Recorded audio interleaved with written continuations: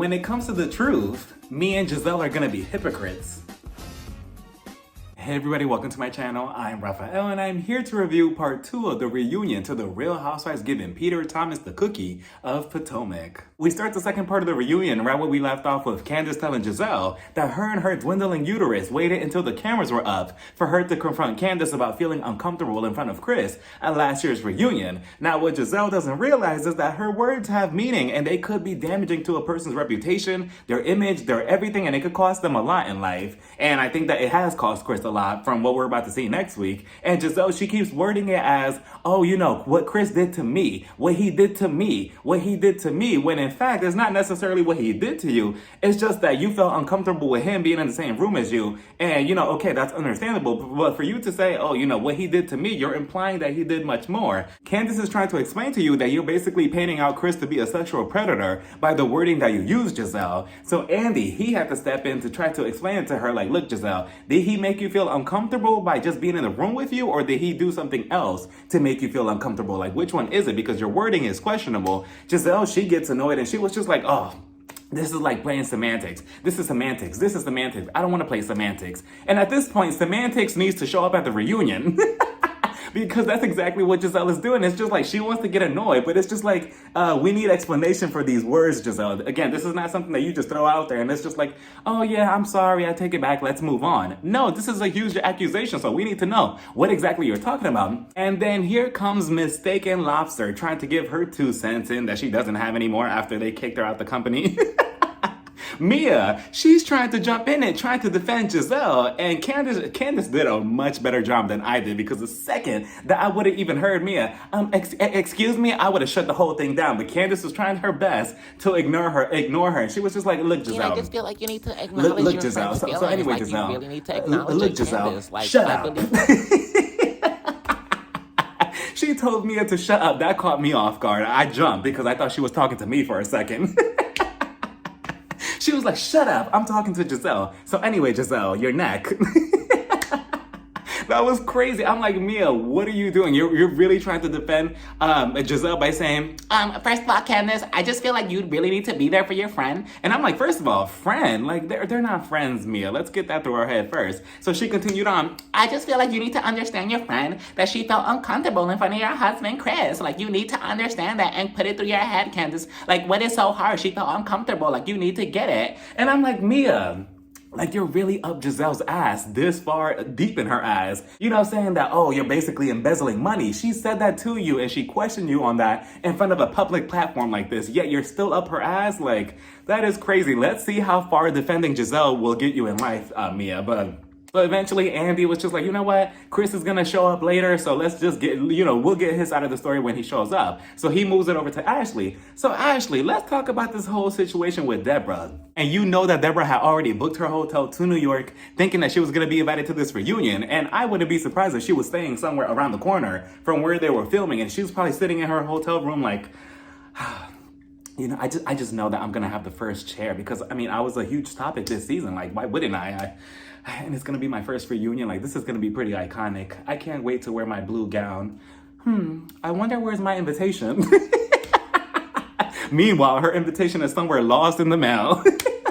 But then Andy, he was just like, so, you know, we replayed the footage of what Deborah supposedly said about Chris, him trying to move in on her, trying to talk to her, flirt with her, you know, putting his elbow on her and everything, but the footage says otherwise. And then the footage, I think that we get a little extra footage of Deborah going up to Chris saying, oh, you know, I like that pink shirt on you. Yeah, it looks really nice. You know, my husband name is Chris too. Yeah, nice to meet you. So I'm Deborah, by the way, but you could call me Debbie. And I'm like, yeah, nowhere in that footage did Chris ever approach her first. Again, I'm pretty sure that Chris was just minding his business like they were, like he always does, just sitting there. And then she just approached him out of nowhere. Ashley, of course, for a second, I thought that she was actually going to be on the right side of things. I don't know why I expect that from, you know, her, but she was just like, you know, I was very shocked when I saw the footage because that's not what Deborah said. So I was very shocked because, yeah, it didn't align with what Deborah was telling me. But, and I'm like, yeah, of course. I'm like, of course. And at the same time, I'm looking at her like, gee, Ashley, we're all shocked too. We're shocked that your friend was lying. Oh my goodness, it's a huge shock to us.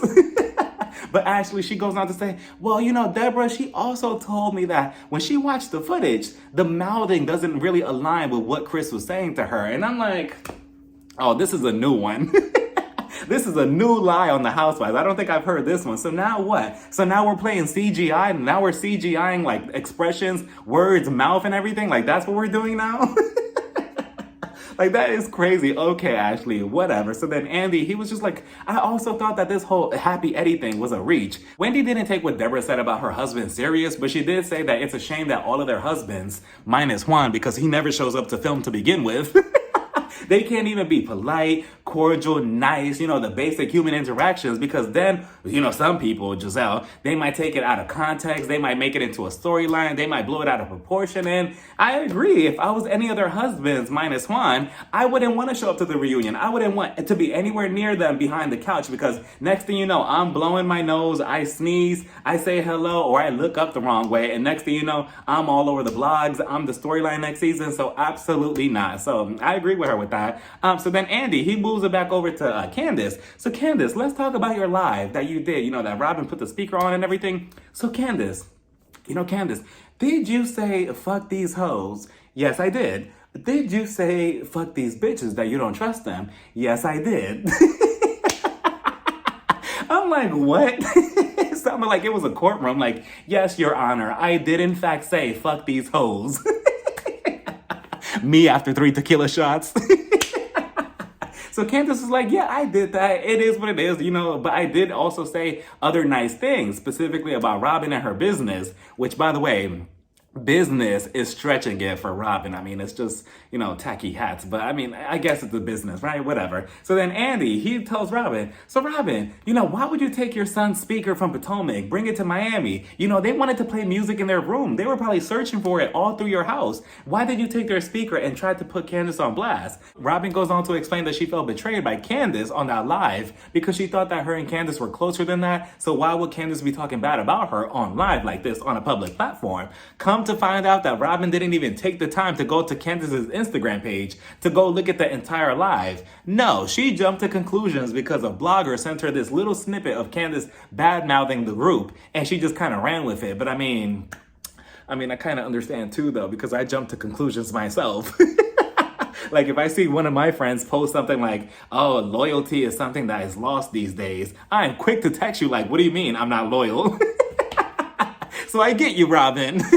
Candice's other issue is that she's so blindly loyal to Robin for some reason. This is the same person who tried to expose you in front of a group of friends with her speaker that she had shipped from Potomac all the way to Miami. And I'm pretty sure that she used the 2-day shipping or the overnight shipping. So you know that Robin was desperate to try to expose you, yet you're still okay with that? And she obviously wanted some type of conflict between you and the rest of the group. And she was not going to save you, Candice. She would never do such a thing to Giselle. She would never try to expose Giselle. If Giselle was on Instagram Live and Robin heard something that she didn't like, she would never, ever, ever put a speaker in the middle of the table and say, oh, look, everybody, look what Giselle said about the rest of the group. She would never do that to her, but she was quick to do it to you. So you don't see that, and I don't get it. I don't even get why you look up to her.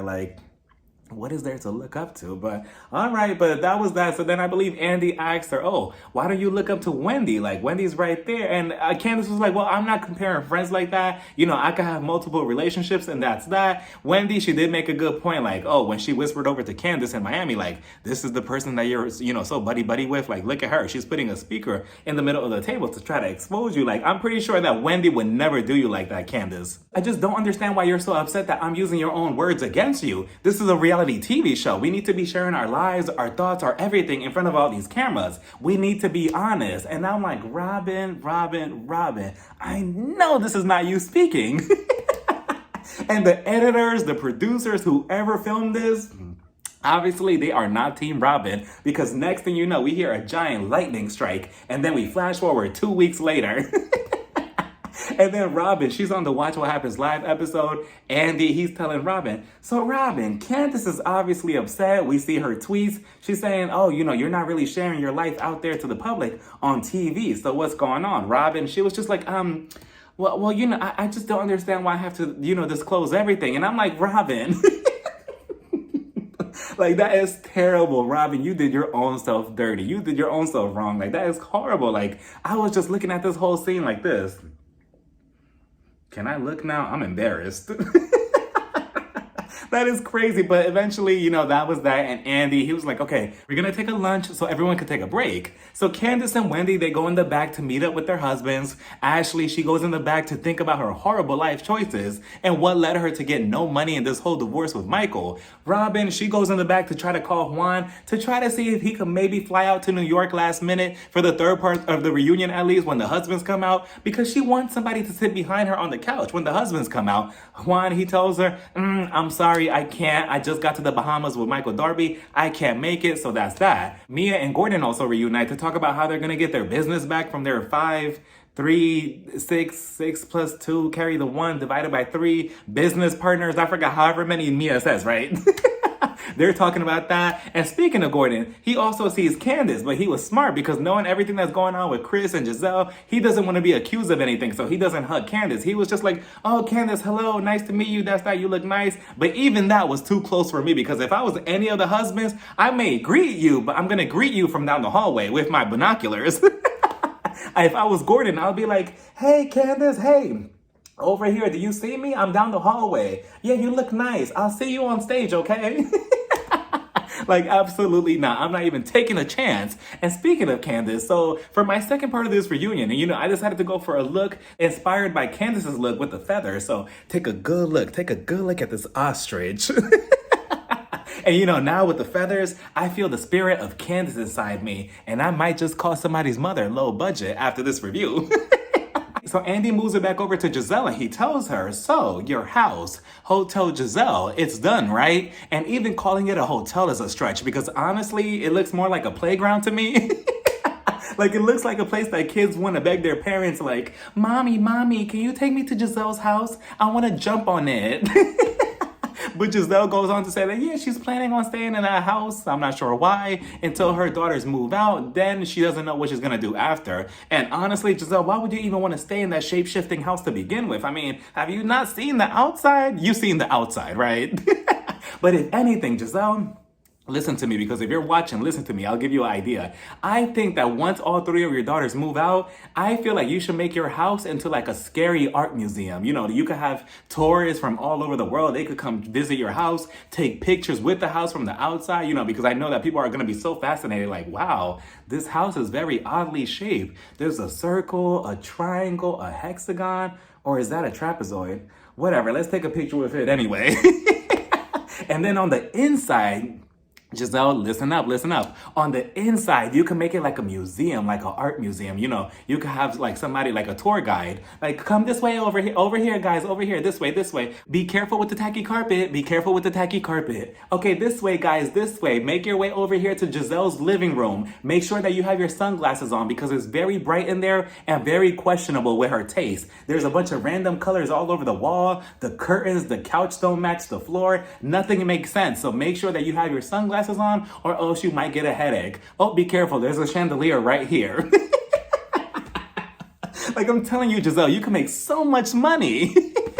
I believe he tells Karen. So Karen, this whole candle business, it seemed like, you were kind of copying Wendy. Are you also copying the whole podcast situation with Giselle and Robin? Which, by the way, Robin, she was just like, oh yeah, our podcast is doing well. It's good. It has so many listeners. But, honestly, me and Giselle, we never listened to a podcast before we started our own. Wendy, I love that Wendy was just not letting up from either Giselle or Robin or Mia. She kept throwing her slick comments underneath like, oh, that's not smart. And you know Robin deep down inside, like she is furious about it. She is so upset. She's pissy about it. Like, oh, well, we're still successful, right? Karen, she goes on to tell Andy, first of all, no, Wendy, with all the respect, I never meant to copy you with the candle. I had this candle idea years ago, all the way back from season 4, I believe, when I was on the show. But yes, Wendy, if anything, I could give you a discount with my candle. I could give you a 2% discount, and that's that. But yeah, Andy, I don't copy anybody, and my live shows are doing great. So then Andy, he goes on to say, so wait, Karen, did you get inspiration from Luann, which I believe the Countess from the Real Housewives of New York? I think she does something similar, like the cabaret or something. And I'm like, who died and made her the queen of, live shows or whatever? So what? So just because everybody else in the world does a live show, we're all gonna come back to Luann? Like, oh yeah, it was Luann who started this. Like, she's not a trendsetter. Like, who is she? So, like Portia said, that's a reach. I believe Karen, she gets caught up because Karen said initially that she was inspired by Wendy Williams. So then I believe she tells tell Andy that, I'm inspired by something Barrett, Carol Barrett, I believe. So Andy was just like, wait, so I thought you were inspired by Wendy, so now you're changing it? And I'm like, oh, Karen, he caught you there. And Karen, she loves to deflect. She is not going to be embarrassed. So she just changed the whole topic. And she was just like, first of all, Andy, I know you have to be shady. So go ahead, be shady all you want. If anything, I could give you a ticket to my live show. Okay, let's talk about something else. So I believe he starts talking about the La Dames. And what the Ladams are, Karen goes on to say that the Ladams are her fans. That's her fan base, right? Like the Beehive, the Navy, et cetera, et cetera. And she was just like, yeah, so that's my fan base. When I say Ladam stand up, and that's that. Giselle has this whole thing. She was doing it the whole reunion. She does it all the time where she plays dumb, like confused, like, stand up? Where are they standing up? Like, Giselle, you know exactly what you know exactly what she means. So then Andy, of course, he tries to stir the pot and he was just like, Karen, so Robin, she has her La Robins. So what would they be? Karen, she took 2 seconds before she was just like, honestly, I think that they will be boring. And notice how Robin didn't say anything then. Candice, she was just laughing. And by the way, do I have any La Robins watching? Point yourself out, like, put it in the comments that you're a La Robin so I can block you. So then that was that. I believe he moved it back over to Giselle to talk about her, the surgery that she said that she was going to go through and everything in her uterus. She goes on to say that, yeah, she went through the surgery. It was a whole process. It was a very tough, emotional, and physical process, right? And I believe she started getting choked up and emotional. And then, she put her foot in her mouth, just like Robin and Mia. She was just like, out of all 7 seasons, I feel like this is the big, thing, the feedback that I got from people. Candice said it before I even thought it. She was just like, yeah, because this is the first real thing that you've been about on this show in all 7 seasons. Just like I said in my one review, Giselle, if you would have led this whole entire season talking about that from the very beginning, it would have been a whole different situation from you. I think she started getting choked up. She was just like, you know what, Andy? We'll talk about it later. We'll talk about it later. Obviously, she was getting emotional about it and thinking about it again. Andy, I don't know what was going on. I feel like he was trying to hold his diamond, his peach, his apple, his orange, his champagne flute, because he was just like, no, we're going to talk about it right now. Payday is this Friday, and you're going to earn your check, so we're going to talk about it right now. I'm like, damn, but he said it so serious. And any other time, I will be questioning him like, okay, wait a minute, Andy, hold on.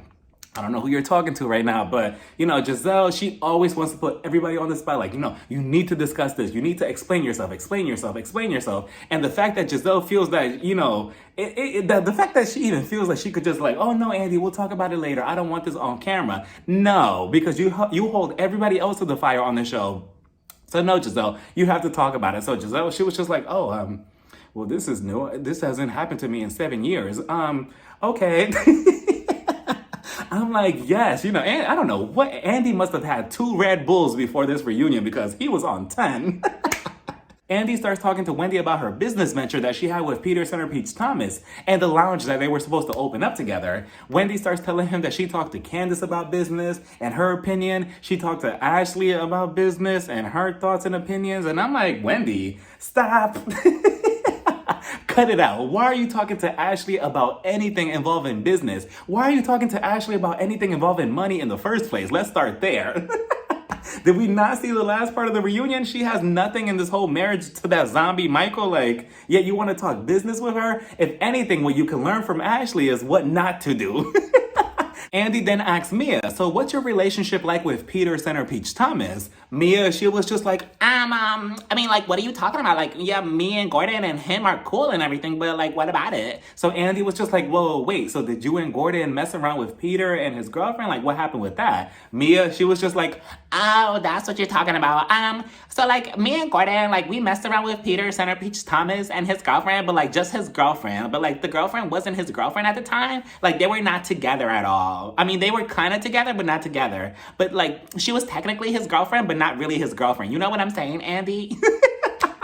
I'm like, what? I'm like, all right, whatever, right? So then Andy, he was just like, so Mia, explain this whole situation and why you threw a drink in Wendy's face. Like, what got you to that point? Mia, between her and Robin, this whole conversation, like, just a mess. Mia, she goes on to say, well, see, the thing is, it was just like a build-up. Like, it was a lot. You know, me and Wendy, we were talking and everything. And then, you know, she just kept saying too much. Like, she was just saying too much. And I feel like I reached my breaking point and I finally had it. And I just couldn't stand it anymore. And I'm like, Mia, they literally played the footage for you. Like, I am not crazy, right? Like, I remember watching the episode and you're the one that kept escalating everything to the next level until you couldn't battle Wendy with words anymore. So what did you do? You picked up the drink and you threw it in her face. Like, and if I remember correctly, Mia, it was you that was itching for a fight with Wendy. You were so nosy in what her and Peter were doing. Again, her and Peter, Wendy Osefo, Peter Center Peach Thomas, what they were doing. And all of a sudden, you just had to involve yourself. Why? Because Peter is family to you. And for some reason, you have to be his knight in shining armor. So you just had to involve yourself and ask Peter, so what's going on? What's happening? Oh, I don't like that. You know, you should announce to Peter when you're in Miami. And that's what, you know, set the whole situation off. Just because Wendy replied to you and said, no, I'm not doing that, you got upset. So I'm not understanding how this is Wendy's fault. How is this her issue? Like, you know, just own up to it. Say, yes, I effed up. It was me. I should have never been nosy in the first place. Blah, blah, blah. And maybe you could have been forgiven. But for you to just sit here on the stage, like, and you know, act like we didn't see the footage, like, even Wendy was shocked about this. Wendy was just like, how can you say this almost a year later after we filmed that scene and, you know, basically blame me for this when I didn't do anything? You assaulted me. You assaulted me. Mia, she just, again, just like before, you know, she couldn't handle a battle of words with Wendy. So what did she do? She just threw a wrench in the whole conversation. And she just threw out this complete, you know, I want to say it's a false narrative of Wendy and Peter, because she was just like, well, first of all, Wendy, you really don't want to talk about that because you really don't want me to talk about you and Peter and how you gave up the cookie? I'm like, the what? With Peter? Like, what is going on? Like, when I just... Okay, so now, you know, now we have the accusation, a new accusation of Wendy, you know, screwing around with Peter to try to get, you know, a bar or whatever, apparently in bar one. And Mia, apparently she has footage and she has proof or whatever. And I'm like, what? That is crazy. Everybody on stage, minus Giselle, was just like, huh? What is she talking about? Candice said it perfectly. Like, we need to stop lying on the show just to have something to talk about. And this doesn't even go for only the Real Housewives of Potomac. This goes for all the housewives. Like, it's enough already. And Mia, you're playing a very, very, very dangerous game, because I feel like you're going to go down in the same direction as Phaedra. And we all saw how that ended up working out for her, because I feel like you're going to say one too many lies. You already said too many already, but you're going to say too many accusations on people, and you're not going to be able to take it back. And it's going to get you either booted off the show or worse. I'm not sure. But so Wendy was just like, first of all, you're fucking for lobster. Mia, she didn't deny it though. She was just like, yeah, I am, but you're the one denying it. And I'm like, oh, wait a minute, Mia. Hold on, because I know that she said that she served steak and lobster. I didn't know she was doing X, Y, and Z to get it. I mean, it's never that serious. Like, to be screwing for some lobster? I mean, then again, you know, I've done a couple of things for some Applebee's, so who am I to judge? And even if Wendy was screwing Peter for, you know, to get a spot in bar one, first of all, if that is true, Wendy, it's never that serious. Like, I'm pretty sure you could go to your local bank and they'll give you like a loan or something. You could do like payment plans, Klarna, something.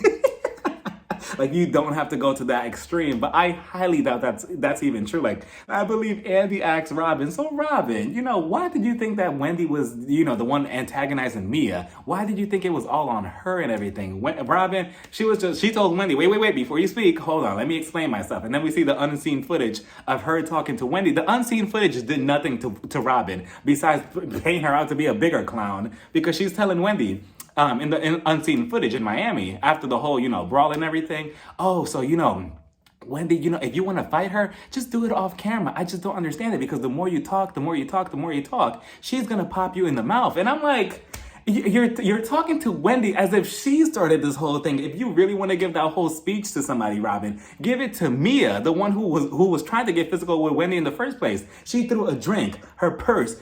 Who knows what would have happened if security wasn't there? And yet you want to put it on Wendy as if it's her fault. Wendy was only defending herself. So what do you expect, for her to just sit there? Like, no. And if anything, Mia, you got off so lucky, because I wish somebody would throw a drink on me. And I'm going to be okay with it. I mean, I get it that Wendy said a second later, like, I have so much to lose and everything. But again, don't get it twisted. I will still F you up or whatever. And I guess they wanted to do it off camera and everything. But the fact that Robin is painting out Wendy still, and she's not seeing where her stance is wrong in this whole situation, it's so mind-blowing to me. And I feel like they kind of just glazed over this whole situation. Like, yeah, you threw a drink in her face. Anyway, so let's talk about the next thing. I'm like, this is a huge moment on this season. And yeah, here we are. We're just going to skip forward, but whatever. So then I believe they started talking about when Robin was trying to get in Wendy's face and how Robin got up, and sleepy Charisse, who I'm pretty sure at this point, Charisse is taking a good 2-hour nap in the back. And they're probably about to wake her up like, okay, we're about to film part 3. You need to wake up. She's probably backstage like, no. Oh, okay. Can you give me my blue dress? I need to put it on. Where's the fucking bitch Karen at? Okay. Am I ready? Do I go out now? But anyway, so they start talking about that. Robin, again, full of BS, like full of BS. She went on to say, oh yeah, when I got up, it was nothing. Like, I was not trying to approach Wendy or anything like that, or to get physical. Wendy, she said it perfectly, because Wendy was like, well, I'm not sure where you're from, Robin, but where I'm from, if somebody's approaching you like that and you two are arguing, it's gonna get physical. And I mean, that's the way I've always seen that. I am not letting anybody walk up on me like that. If we're in an argument, what, so I could just get bopped in the face? Like, absolutely not. So Robin just kept going on and on and on about how she didn't need Charisse to hold her back or to get in front of her, because she was never going to get physical with Wendy in the first place. That was never her intention. And I'm like, Robin, you're really going to do that to the wrong person one day, where you're going to be walking up to somebody in an argument or whatever, and that person is going to retaliate like, what are you doing? And then pop, and then what? Like, so you're just not making sense. Either that, or you're literally just playing dumb. Like, I don't know what you're talking about. I was never gonna get physical with you. Wendy, she goes on to say that, yeah, she still felt assaulted by Mia. She went on to give an example to Robin using Mia. She was just like, if somebody hit dumbass Mia. I'm like, wait a minute. And then they panned over to Mia. Mia, she's just sitting there like, la la la la la. I wonder what's Gordon doing. I wonder what's Peter doing. I'm in the mood for lobster. La la la la.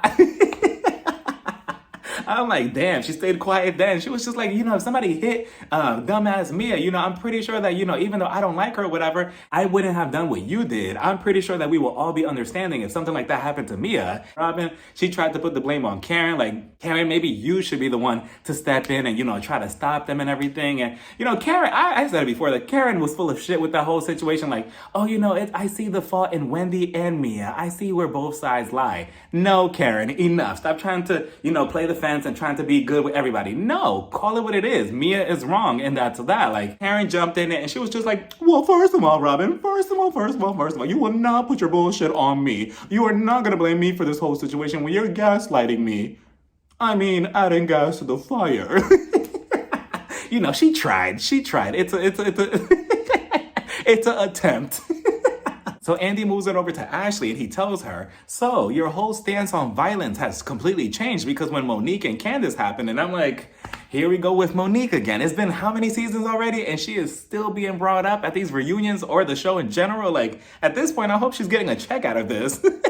But he goes on to tell her, so, when that whole situation happened, when they got physical, you defended Monique all the way up to the courtroom. Like, you were writing statements, doing this, you were paying her lawyer fees, everything. So, what happened now? Actually, she gave a reply, and it kind of lost me because I don't think that she answered his question unless I didn't get it, because she went on to say, oh yeah, well, I just feel like nobody was checking up on Wendy when that whole situation happened with the drink throw. Nobody was checking on Wendy, so I went to go check on her.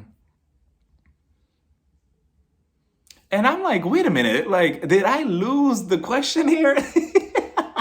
Like, what does that have to do with what Andy just told you? Again, unless I'm like not understanding it correctly, but Andy moved it over to Giselle and he told her, so wait, when the fight happened between Candice and Monique, you were so against Monique and her actions, her behavior, you needed a bodyguard just to be around her. Now, when Wendy is telling us that she got assaulted by Mia by throwing a drink in her face, all of a sudden you're not saying anything. So what's going on, Giselle? Giselle, she goes on to say, well, with the whole fight with Monique and Candice, she got physically beat up. Like, she got beat up by Monique. Mia, she just threw a drink in Wendy's face, and that was that. It's two different situations. And I'm like, what world do you live in, Giselle? Because I don't care if it's a hair pull, pushing, spitting, a drink throw. To me, all of that is physical. So I'm not sure what she was getting at. Eventually, Andy, he was just like, oh, okay.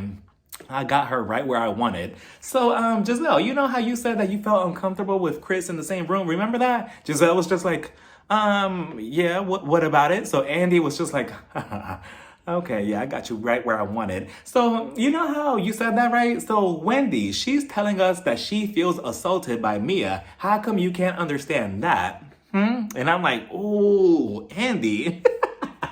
I'm like, wow, look at him.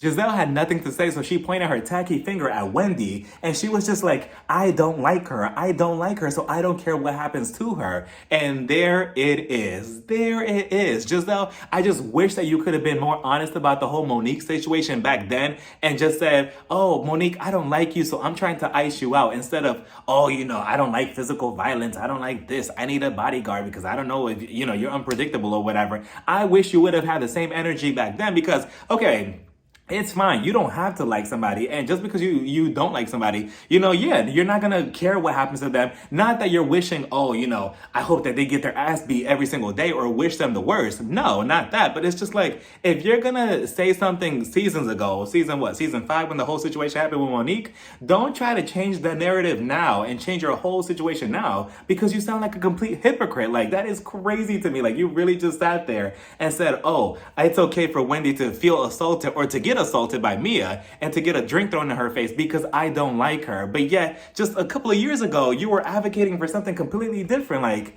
Wendy started getting emotional and crying, and it was pretty sad to see, honestly. And she addressed Mia one more time, and she told her, look, Mia, just because I'm strong and I have a lot of things to lose does not mean I can't F you up. And the reason why I went to your room that night in Mexico to clear things up with you is because I wanted to move forward together as a group forward, because obviously, if we have this ongoing issue between us, it's just going to linger between the group. And, then that also breaks the fourth wall, because at what point is enough enough? Like, at what point do you just stop this disrespect? Like, you see that the numbers are not on your side. It's always going to be, Giselle, Robin, and maybe Ashley and Mia versus me. It's always going to be them versus me every single time just to be on this show. Like, is it really worth it? At what point is your mental health like more important? Like, you know what? I don't have to be around these group of women because obviously they do not like me. And again, it's just that's why I wonder how they're gonna film season 8 if this is the same cast, because obviously it just seems that like half the cast do not like each other. And it's not like, oh, like something petty, like, oh, I don't like you over something stupid. I just feel like it's gotten to the point where it's just like, I feel like it's unforgivable at this point. Andy brings up the topic of colorism that has been a topic on this show for a while now. And as a white man, he feels that he is not the right person to moderate this conversation. True. So him and the producers, they all reached out to the entire cast to see how do they want to discuss this. Do they want to get a moderator, discuss it with them themselves? Eventually, I think that they all chose just to talk about it between each other. And part of me wants to say, well, at least we're getting the conversation out there. And then the other part of me is looking at Andy like, Andy, you also had your own fair of issues with how you treat the black housewives as opposed to the white housewives. But that's a whole different topic for a whole different day. Me being Latino, I can't speak for the black community and how colorism affects the community overall. I can for the Latino community because the colorism exists within us as well. But that doesn't mean that I don't see it, that I don't feel it, or that I don't see the issues that's going on between this group of women on the Real Housewives of Potomac. Candice, she starts it off by taking out her phone. She reads the definition of what colorism is, which is showing favoritism or an action of favoritism towards people of a lighter skin complexion, lighter hue, lighter skin color. Candice, she goes on to say that, within this group, she's always deemed that as the emotional one. She's too emotional, even though everybody else on the cast who is a lighter skin, because Candice and Wendy, they're the only two that are of dark skin complexion on this cast. But everybody else, they could kind of get away with it. Robin, she goes up to Ashley's face, Monique's face, and she puts her fingers in Ashley's face, and nobody ever says anything. Nobody ever has anything to say about Robin, like, oh, Robin, you're doing too much, you're being way too emotional, stop. But when it comes to Candice, all of a sudden it's an issue, like, you need to stop, you're being a big baby, etc., etc. She feels that this is also fueled from not only the cast, but also the audience. And I do agree with the audience, because the fans, I don't know, just the things that I see towards Candice specifically, until this season now that she has calmed down or whatever, has been awful. She just gets treated so badly. Every other week was, oh, Candice needs to get her ass whooped. Candice needs to get this. Monique needs to come back onto the show and finish her off and blah, blah, blah. It was just crazy. And I'm like, for what? Like, I just never understood it. Like, I never ever got people's hatred towards Candice. Like, yeah, if she yells or she goes below the belt, blah, blah, blah. So what? So does Giselle. Giselle just told Mia, oh, you have cancer, no cancer. Yet she never, to me, from what I see, I never see Giselle get chewed up by the audience the way they chew up Candice. Like, it's, to me, I always thought that was just like, okay, why is that, So... And yes, Candice is no angel either. She also has her flaws and her moments just like everybody else on the cast, but for some reason her actions and her words are always held to a different standard as opposed to everybody else. Look how Andy treats her as opposed to Giselle. Like, he's playful with Giselle, like, oh, Giselle, you did this, you were so shady, you're a producer, stop it. Candice, why were you tweeting this so recklessly? Why was your mouth doing this? Why were you doing this? So I get it, like, Candice does have her moments, but again, always held to a different standard than everybody else. And then, of course, Robin, this is why, me personally, I feel like they needed some type of moderator, because they were never going to get anywhere with Robin or Ashley or even Giselle always putting but. Robin, she goes on to say, is it because you're emotional? Because I've been called aggressive, I've been called this, so I'm not understanding. And I'm like, you see, that's the issue right there. You're using your mouth instead of using your ears, Robin. Like, all you have to do is to listen to Candice. Like, same thing for Giselle. They needed a moderator, because coming out of Candice's mouth, they were never going to take it serious to begin with, no matter what the topic was. If Candice was the one leading it, they were never going to take it serious, because they don't like Candice. Like, they have an issue with her. Why would they take anything that she says serious? That's like Wendy starting the conversation off. You think Giselle is going to listen to her? No, she just admitted she doesn't like her, so she doesn't care what happens to her or what comes out of her mouth. So And I'm not saying that I know everything about colorism, because I don't. I'm still learning to this very day. But if you don't, and if your privilege as a light-skinned person has allowed you to experience life and not know anything about the struggles of being a dark-skinned person, then it's your job to take time to listen to that person, in this example, Candice or Wendy, and to listen to them and to, hear them out, their examples and everything, not to push back and get defensive right away and saying, oh, well, I don't see it that way. I don't see it that way. Well, I've been called this as well. This is something that she is speaking from experience as a dark-skinned woman, and they can't seem to get that. They can't seem to just sit there and listen and educate themselves. Instead, it's just constantly pushing back. And honestly, if we really want to get any deeper with it, that whole Miami trip, it could be a whole subject itself, with the way they treated Wendy and how they took Mia's side and how Wendy was called this, and this for just simply defending herself against Mia, who attacked her to begin with. Then Karen, a lighter skin complexion, right? She's a light skinned woman. She explains everything that Candice just said, basically word for word. She just added a little twist to it. Now they understood it. Now they get it. They're like, oh, okay. I mean, so why did it take Karen to explain and everybody get it? But when Candice explained the same thing, nobody understands it? Ashley, again, with the pushback. Oh, well, I have fights with everybody in this group, and I just don't want you and Wendy and everybody else to feel this way. And just because you don't want people to feel this way, or Candice to feel this way specifically, Ashley, does not mean that issue is not within the group. And colorism colorism, it comes in different ways. You know, sometimes it's unbiased, it's unconscious, I believe that's the word for it. Because I personally believe that they're all colorists.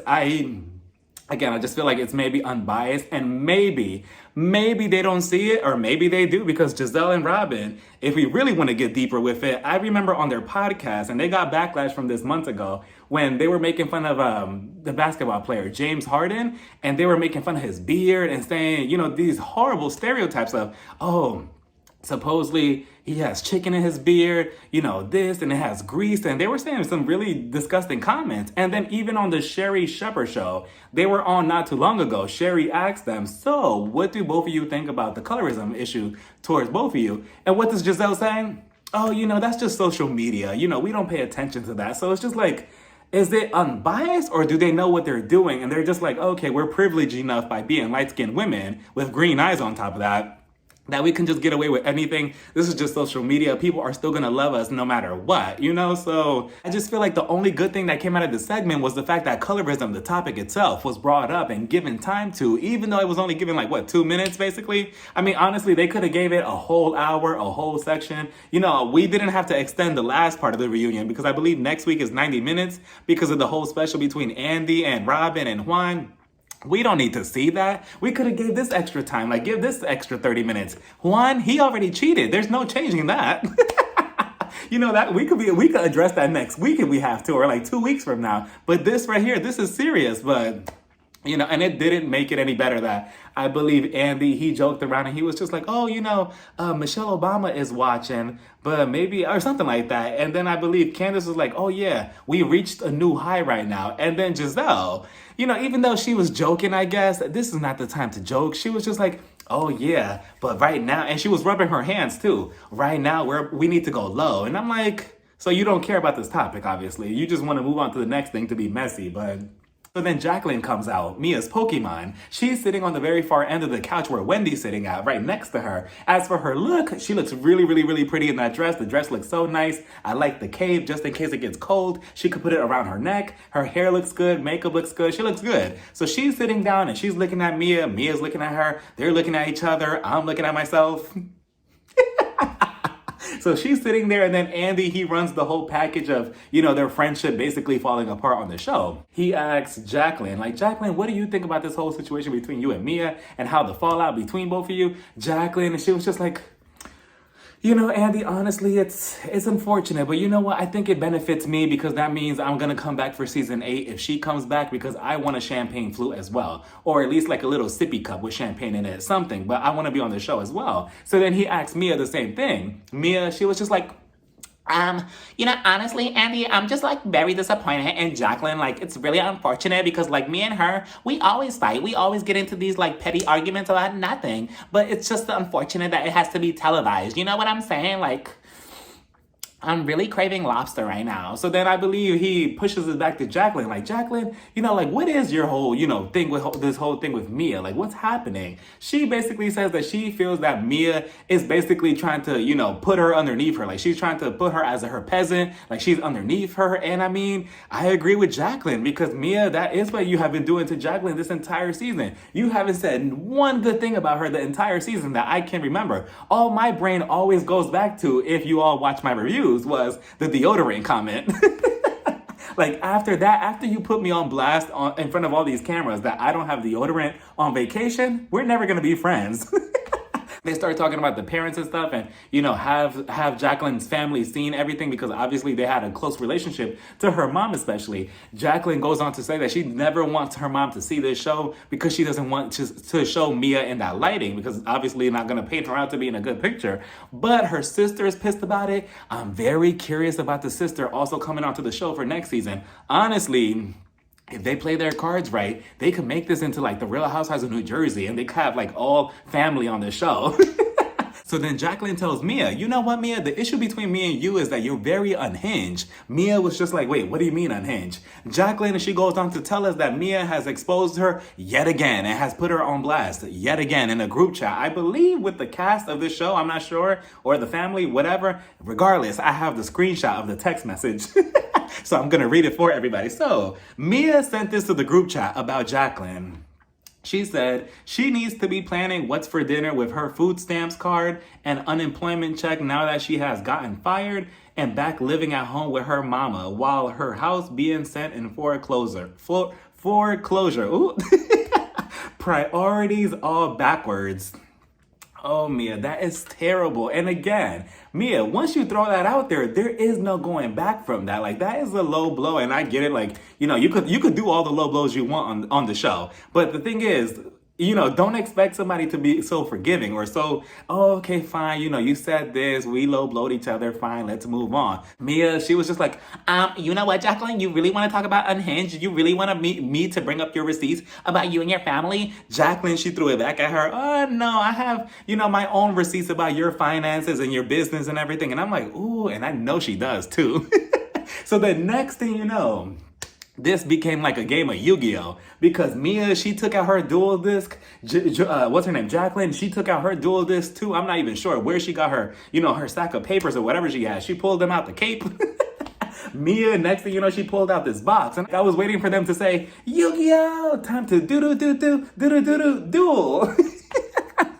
I'm not even sure what receipts can she really put on Jacqueline because honestly, Mia, you don't even need the box. You don't even need what's inside the box. You have your mouth. Like your mouth has been doing all the receipts this entire season. Jacqueline, I'm not sure what's inside her box. Ooh, not like that. But whatever she has in her hands, I'm curious to know, but they left it off like that and I guess we shall see how this turns out next week on the conclusion of The Real Housewives of Potomac, which is going to be a 90-minute special or 90-minute show, whatever. But Jacqueline, I'm very curious to see more of her and this dynamic between her and Mia because this is real. Like, it's organic. Like, I don't think that they're faking it at this point. But at this point, honestly, so what do y'all think? This is just my thing. What if we just reboot The Real Housewives of DC and have Mia, Wendy, Candice, Karen, and Jacqueline as a cast? Would y'all be here for it? Look, I made a poster too. I'll put it on the screen. That's my idea, just in case The Real Housewives of Potomac goes down in flames by next season. Because, I mean, have y'all looked at Twitter right now? Like, it is not looking good. So we shall see how this turns out. But let me know what you all thought about this whole second part of this reunion. And I will see you all on the final and last part of the reunion. Bye, everybody. Mwah. Ooh, my feathers. Bye. Bye.